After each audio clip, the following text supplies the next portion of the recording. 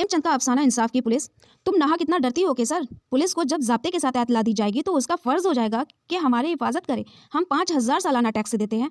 अगर पुलिस ने समत ना की तो मैं लाट साहब से कहूँगा, जब सरकार हमसे टैक्स लेती है तो हमारी जानो माल की हिफाजत करना उसका कानूनी फ़र्ज़ है। सियासत का ये मसला कैसर की समझ में क्या आता, वो तो किसी तरह उस खौफ से निजात पाना चाहती थी जो उसके दिल में सांप की तरह बैठा फनकार रहा था। पुलिस का उसे अब तक जो तजुर्बा था उससे उसके दिल को तक़वियत ना हुई थी। बोली, पुलिस वाले वारदात के वक्त तो नज़र नहीं आते, जब वारदात हो जाती है तब अलबत्ता शान जताने के लिए आ पहुंचते हैं। मिसल मशहूर है कि पुलिस और धुंध तूफान खत्म हो जाने के बाद दिखाई देती है।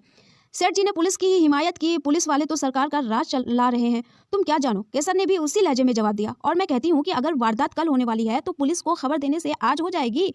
लूट के माल में उनका साझा होता है, जानता हूँ, देख चुका हूँ और रोज़ देखता हूँ। लेकिन क्या सरकार को 5,000 टैक्स नहीं देते? उस पर दरोगा जी को बराबर पापड़ अचार वगैरह पहुंचाता रहता हूँ। अभी जाड़ों में सुपरिंटेंडेंट साहब शिकार खेलने आए थे तो मैंने कितनी रसीद पहुंचाई थी। 1 कंस्तर घी और 1 बोरी शक्कर तो एक ही दिन भेजी थी। ये सब खाना पिलाना किस दिन काम आएगा। हाँ, ये मानता हूँ कि आदमी को बिल्कुल दूसरों के भरोसे ना बैठा रहना चाहिए, अपनी कुव्वत बाजू से भी काम लेना चाहिए। मेरा निशाना तो बेखता होता है, और तुम्हें भी बंदूक चलाना सिखा दूँ। ये एक मजाक की खेज तजवीज़ थी। केसर हंस कर बोली, हाँ और क्या, आज मैं बंदूक चलाना सीखूंगी। तुमको जब देखो हंसी ही सूझती है। सेठ जी ने कहा, इसमें हंसने की क्या बात है। आजकल तो औरतें फौज में भर्ती हो रही हैं, सिपाहियों की तरह औरतें भी क़यादत करती हैं, बंदूक चलाती हैं।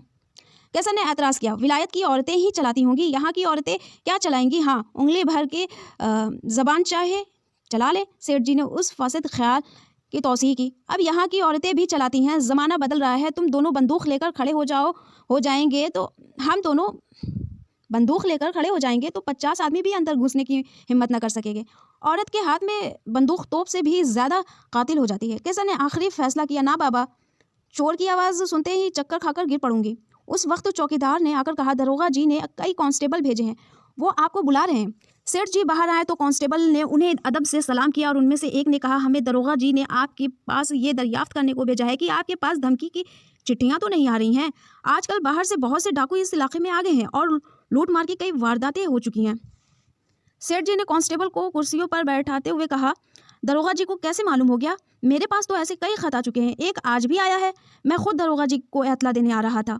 हेड कांस्टेबल ने जवाब दिया, हुजूर, ये ना पूछें कि दरोगा जी को कैसे मालूम हो गया। इलाके के सबसे बड़े सेठ के पास ऐसे खत आए और पुलिस को खबर ना हो, भला कोई बात है। हुक्काम के बराबर ताकीद होती रहती है कि सेठ जी को शिकायत का कोई मौका ना दिया जाए। हुजूर 5,000 रुपये सालाना इनकम टैक्स अदा करते हैं, हमारे होते मजाल है कि आपका बाल बका हो जाए। आज दरोगा जी बड़ी देर तक इस फिक्र में गलताओं पेचा रहे। ये डाकू इतने दलीर और तादाद में इतने ज़्यादा हैं कि थाने के बाहर उनका मुकाबला करना दुश्वार है। दरोगा जी ने सोचा था कि गादर मंगवा लेंगे, मगर डाकू कहीं एक जगह तो रहते नहीं। आज यहाँ है तो कल यहाँ से 200 कोस पर पहुँच गए। गार्ड मंगवा कर भी क्या कर सकते थे। रियाया की तो फिक्र नहीं, किसी के पास इतना मालो असबाब रखा है कि डाकू का अंदेशा हो, और अगर किसी के पास ना हो, 400 रुपये निकल ही आए तो इसके लिए डाकुओं के पीछे अपनी जान में हथेली पर लिए ना फिरेंगी। डाकुओं पर कोई जिम्मेदारी नहीं, वो तो बेदरीग गोली चलाते हैं और अक्सर छुप कर। हमारे लिए तो 1000 बंदिशें और कैदे हैं, कोई बात बिगड़ जाए तो उल्टी अपनी जान आफत में फंस जाए।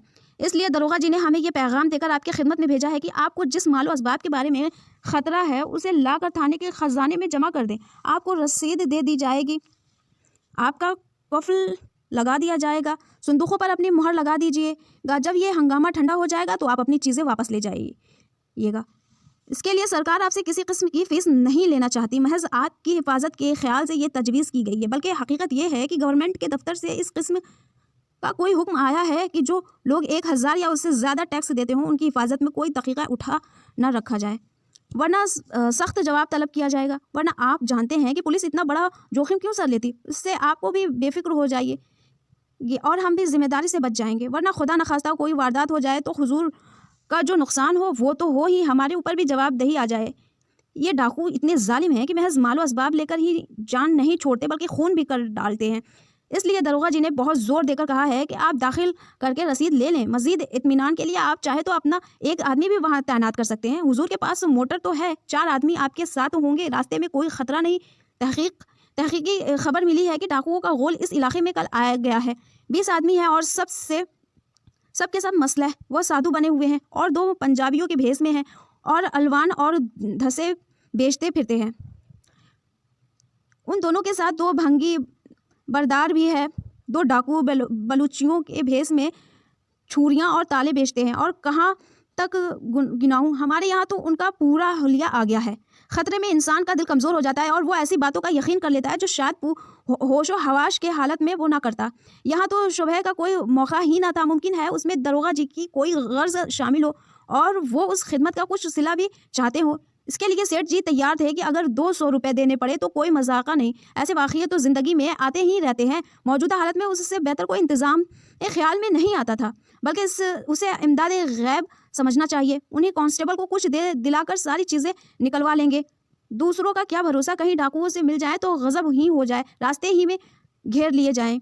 20 के मुकाबले में 4 आदमी कर ही क्या सकते हैं, और क्या जाने डाकुओं के पास कार ना होगी।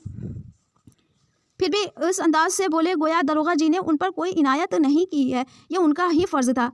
मैं इस इनायत के लिए दरोगा जी का तहे दिल से मशकूर हूँ, मगर मैंने यहाँ ऐसा इंतज़ाम कर लिया था कि अगर डाकू यहाँ आते तो उनके दांत खट्टे कर दिए जाते। सारा मोहल्ला मुकाबले के लिए तैयार था। सभी से तो अपना याराना है, मगर दरोगा जी की तजवीज़ मुझे पसंद है। इससे वो भी अपनी ज़िम्मेदारी से बुरी हो जाते हैं और मेरे सर से भी फ़िक्र का बोझ बरी हो जाते हैं। हाँ, और मेरे सर से भी फ़िक्र का बोझ उतर जाता है, जैसा आपने खुद कहा। लेकिन अंदर से चीज़ें निकाल कर बाहर लाना और कार में रखना मेरे बूते की बात नहीं। आप की दुआ से आदमी तो काफ़ी है, मगर किसी की नीयत कैसी है ये कौन जानता है। आप लोग कुछ मदद करें तो काम आसान हो जाए। मुस्कुरा कर आपकी मेहनत रायगा नहीं जाएगी। कैसर ने इस तजवीज़ को लब्बैक कहा। कांस्टेबल ने भी अपनी खिदमत खुशी से पेश किए। हेड कांस्टेबल ने कहा, हम हुजूर के ताबेदार हैं, इसमें मदद की कौन सी बात है। तनख्वाह सरकार से ज़रूर पाते हैं, मगर देते तो हुजूर ही हैं। आप सिर्फ बताते जाइए, हम लोग उनमें सारा सामान निकाल कर रख देंगे। कैसर ने खुश होकर कहा, भगवान ने मदद कर दी, नहीं मैं तो घबरा रही थी, जान निकली जाती थी। सेठ जी ने हमादानी के अंदाज से कहा, उसी को कहते हैं सरकार का इंतज़ाम। इसी मुस्तैदी की बदौलत सरकार राज थामा हुआ है। मैं तो सोचता हूँ कोई कीमती चीज़ यहाँ न छोड़ी जाए, ताकि वो आए तो अपना समूह लेकर चले जाए। कैसर ने झुककर कहा, इन सबों के सामने फेंक देना कि जो चीज़ हो निकाल के जाओ। 2 कांस्टेबल ने अंदर जाकर सिंदूकचे और पटारे निकालने शुरू किए। एक बाहर सामान का कार पर लाद रहा था और हेड कांस्टेबल नोट बुक पर हर एक चीज़ का इंदराज कर रहा था। जेवरात, अशरफियाँ, नोट, बेशो कीमत कपड़े, शॉल, 2 शाले, नकली ज़रूफ सब कार में रख दिए गए। मामूली फर्नीचर, बर्तन, फरोश और गल्ला वगैरह के सिवा घर में और कुछ न बचा, और ये चीज़ें डाकुओं के लिए बेमसरूफ़ है। कैसर का सिंगारदान सेठ जी खुद लाएं और हेड कांस्टेबल को देकर बोले, भाई इसे बड़ी हिफाजत से रखना। हेड कांस्टेबल ने सिंगारदान लेकर कहा, मेरे लिए हर एक तिनका ही बेशकीमत है। सेठ जी के दिल में एक शुबा पैदा हुआ। कहा, इस फहरिस्त की नकल मुझे भी दे दीजिएगा। हेड कांस्टेबल ने कहा, वो आपको थाने में बाज़ाब्ता दी जाएगी। क्यों, यहीं से दे दीजिए, यहाँ लिखने में देर होगी, और फिर जब तक दरोगा जी की दस्तखत ना हो उस रसीद की वाक़ियत ही क्या। मगर आपके दिल में ये शुबा क्यों पैदा हुआ। सेठ जी ने नादुम होकर कहा, शुबा नहीं था, मैंने समझा एक रसीद मेरे पास भी होती तो अच्छा था। हेड कांस्टेबल ने बेरुखी से कहा, अगर आपके दिल में किसी किस्म का शुबा हो तो आप चीज़ें अपने घर में ही रखें, हम यहाँ भी आपकी हिफाजत कर सकते हैं, मगर हाँ, इस हालत में जिम्मेदारी आपकी रहेगी। सेठ जी और नादुम हुए। नहीं साहब, शुबे की बात नहीं थी, यूं ही ख्याल आ गया। आप कहते हैं रसीद थाने में मिल जाएगी, मैं भी मानता हूँ। कार पर सारा सामान रख दिया गया। मोहल्ले के सैकड़ों आदमी तमाशा देख रहे थे। कार बहुत बड़ी थी, मगर बिल्कुल भर गई। 5 आदमियों के लिए बड़ी मुश्किल से जगह निकली। सेठ जी तो पीछे वाली जगह पर बैठे, बाकी चारों आदमी अगली सीट पर सिमट कर बैठ गए। केसर दरवाजे पर इस अंदाज से खड़ी थी गोया उसकी लड़की रुखसत हो रही है। 5 मील का सफ़र था। कस्बे से बाहर निकलते ही पहाड़ों की खामोशी और ओदी बुलंदियां नजर आईं, जिनके दामन में हरा भरा सब्ज़ाज़ार था, और इस मैदान के बीच से सुर्ख बाजरे की सड़क सिंदूर भरी मांग की तरह निकल गई थी। 1 मील जाने के बाद हेड कांस्टेबल ने सेठ जी से पूछा, ये कहाँ तक सही है सेठ जी कि 25 साल पहले आप यहाँ बिल्कुल खाली हाथ आए थे। नानक चंद तफख्खुर के अंदाज से बोले, बिल्कुल सही है खां साहब, मेरे पास कुल 3 रुपये थे। लिटिया डोर कंधे पर थी और छड़ी हाथ में, बस भगवान का भरोसा था। बिल्कुल तकदीर का खेल है और भगवान की मर्जी चाहिए, आदमी के बनते बिगड़ते देर नहीं लगती। मैंने सुना है आप दूसरे सेठ साहूकारों की तरह बखील नहीं हैं। मेरा उसूल ये है कि असली बचत वही है जो आराम से ज़िंदगी बसर करने के बाद बच रहे।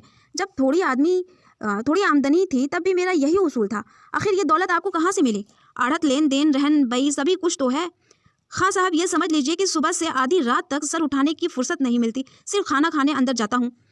आप बजा फरमाते हैं, मेहनत के बगैर किसी काम में कामयाबी नहीं होती। आपको अपने हाथ से भी बहुत सा काम करना पड़ता होगा। कुछ नहीं साहब, नौकर चाकर सब कुछ कर लेते हैं, मैं तो बैठा निगरानी करता हूँ। आपने कई लाख पैदा किए होंगे। 2 सवा 2 लाख की जायदाद है खां साहब। 20,000 का तो मकान है, खड़ा है। आज बेचूं तो 50,000 से कम ना मिले। लेकिन असली सरमाया वही आपके 3 रुपए थे। सरमाया तो आदमी के साख है खां साहब। आज चाहो तो कहीं से लाखों का माल मंगा सकता हूँ। आपकी ज़िंदगी वाकई हमारे लिए नमूना है। आप लोगों की दुआ से अब तक तो आराम से कट गई है, आगे की भगवान जाने। अब तो और भी आराम से कटेगी, क्योंकि आपके साख बहुत बढ़ गई है, इसमें क्या शक है। खां साहब, अपनी साख तो बनाने से बनती है। ये मालो असबाब और जायदाद आपके लिए फिजूल है। आप अपने साख से अपना रोजगार कर सकते हैं बहुत अच्छी तरह खां साहब। ये सब तो माया जाल है, जिसमें फंस जाने के बाद फिर निजात नहीं मिलती, मगर कर ही गला छूटता है। अब धर्मशाला बनवाने का इरादा है, सामान कर लिया है। कोई अच्छा मुहूर्त देख कर हाथ लगा देता हूँ। एक लड़का भी गोद लेना चाहता हूँ, बस फिर भगवान का भजन करूँगा। आपके कोई औलाद हुई नहीं, तकदीर में न थी खां साहब। और क्या कहूँ, जिनके घर में मैं भवनी भाग नहीं, उनके यहाँ तो घास भूस की तरह बच्चे निकलते हैं। जिन्हें भगवान ने खाने को दिया है वो औलाद के लिए तरस तरस कर रह जाते हैं। आप बिल्कुल ठीक फरमाते हैं सेठ जी, आपकी बातें बड़ी पुरमग़ज़ होती है। अगर हम आपको इस माया जाल से छुड़ा दे तो यकीनन आप हमारे एहसानमंद होंगे। सेठ जी हंसे और बोले, भगवान के सिवा इस माया जाल से कौन छुड़ा सकता है खां साहब? हेड कांस्टेबल ने संजीदा चेहरा बनाकर कहा, भगवान क्यों छुड़ाने लगे? आप खुद क्यों नहीं छूट जाते? दौलत से आपको कोई फ़ायदा नहीं, इससे क्यों ना गरीबों में तकसीम कर दीजिए। बेफ़ायदा सीने पर बोझ लादने से क्या मतलब? भला ऐसा कहीं हो सकता है खां साहब? माया जाल कहीं टूट सकता है? मैं तो तोड़ने को तैयार हूँ इस वक्त। इसी दौलत के लिए आदमी अपना खून पसीना एक कर देता है खां साहब। दगा, फरेब, बेईमानी और जुल्म सब कुछ इसी के लिए करता है। बगैर अपना ज़मीर बेचे दौलत नहीं मिलती। ऐसी बेशो कीमत चीज़ कौन छोड़ सकता है? लेकिन आपने फरमाया कि सिर्फ आपके इकबाल का ज़हूर है, आपने कोई ख़ास मेहनत नहीं की। निगरानी में कुछ कम मेहनत है खां साहब। आप दिन भर धूप में ठेला खींचना पसंद करेंगे या गद्दी पर बैठकर निगरानी करना? मगर सब आदमी सभी काम तो नहीं कर सकता। आखिर ये रुपया आपके पास आया कहाँ से? आपने किसी आसमान को 100 रुपया कर्ज दिए? आसामी को 100 रुपया कर्ज दिए होंगे यकीनन। इससे कुछ न कुछ सूद लिया ही होगा। कभी कभी तो सूद के 200, 300, 400 तक वसूल किए होंगे। आपके रुपए ने तो बच्चे दिए नहीं, आसामी की मेहनत से रुपए आपके हाथ लगे। बसा औकात 200-400 रुपये कर्ज देकर आपने पूरे ख़ानदान को अपना ग़ुलाम बना लिया होगा, और उनके शबाना रोज़ की मशक्क़त की कमाई आपके हाथ लगी होगी। सेठ जी ने हैरत की निगाह से खां साहब की तरफ देखा। ये तो कोई बड़ा अजीब आदमी है, खामखा बहस कर रहा है। माना मैंने दूसरों की मेहनत से ही दौलत पैदा की, तो फिर जो सब करते हैं वही मैंने भी किया, कोई नई बात नहीं की। बोले इस तरह तो आप कह सकते हैं कि दुनिया की सभी दौलतमंद मुफ्त खोर हैं। खां साहब ने उनकी तायीद की। बेशक मैं बड़े ज़ोर से दावा करता हूँ, यहाँ तक कि सभी सल्तनतें भी इसी ज़ैल में आ जाती हैं। फ़र्क ये है कि आप आसामियों से रुपए वसूल करके रख छोड़ते हैं। सरकार इससे मुल्क का इंतज़ाम करती है, अदालतें और पुलिसें कायम करती है कि आप और आपके भाई या बाइत्मीनान गरबा का खून चूस सके। अगर कोई गरीब सरकशी करे और आपका मुंह अपने रग से हटा देना चाहे तो सरकार की पुलिस और अदालत और फौज आपकी मदद करे। दरअसल आपने सूद या नफ़ा या मालगुजारी की शक्ल में जो कुछ भी पाया है वो गरीबों की कमाई है, जो आपने उससे जबरन छीन ली है, और जो आप ही के लफ्ज़ों में आपके पास बेकार पड़ी हुई है। आपको मसरूक़ा माल घर में रखने का कोई हक़ नहीं है। आपने चीज़ों को पुलिस के हवाले करके घर की राह लीजिए। हम सरकार पुलिस के सिपाही नहीं, इंसाफ पुलिस की सिपाही है। हमने मतवातिर खतूत से आपको आगाह किया, यहाँ तक कहा कि आप हमें सिर्फ 25,000 रुपये दीजिए, लेकिन आप सरकारी इमदाद के जाम में बैठे रहे। मजबूरन हमें ये चाल चलनी पड़ी। सेठ जी का खून खुश्क हो गया, लेकिन नहीं, ये पुलिस वाले डरा रहे हैं और मेरी बुज़दिलाना बदहवास का तमाशा देखना चाहते हैं। बोले, खां साहब आप बड़े दिल लगी बाज हैं, लेकिन सचमुच डाकुओं ने ये चाल चली होती तो उस वक्त धोखे में आ चुका होता। तो मैं आपको यकीन दिलाता हूँ कि डाकुओं ने सचमुच आपके साथ चाल चली है और आप धोखे में आ गए हैं। इसमें शक व शुबा की मुतलक गुंजाइश नहीं।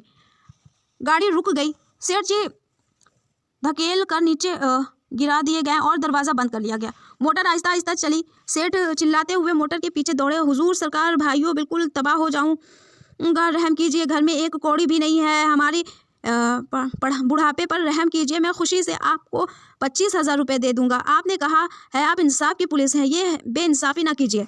खां साहब ने दरवाजे से सर निकाल कर कहा, काश ये 25,000 आपने पहले दिए होते तो मायाद गुजर चुकी। अपने आप को कितने खतरे में डालकर हमने ये दौलत पाई है, उसका ख्याल कीजिए। आपको ज़रा भी शुबा हो जाता तो उस वक्त हमारे हाथों में हथकड़ियाँ होती और बेभाव के पड़े रही होती। अब आप आराम से तशरीफ़ ले जाइए। ये वो 3 रुपए हैं जो आप साथ लेकर यहाँ आए थे। अब जाकर फिर दौलत जमा कीजिए। 10-5 बरस में हम फिर आपको माया जाल से निकालेंगे। मोटर तेज़ हो गई और सेठ जी चीखते रह गए, दौड़ो दौड़ो दौड़ो, लौटे ले जा रहे हैं। लेकिन वो सारी फरियाद बस सहरा थी।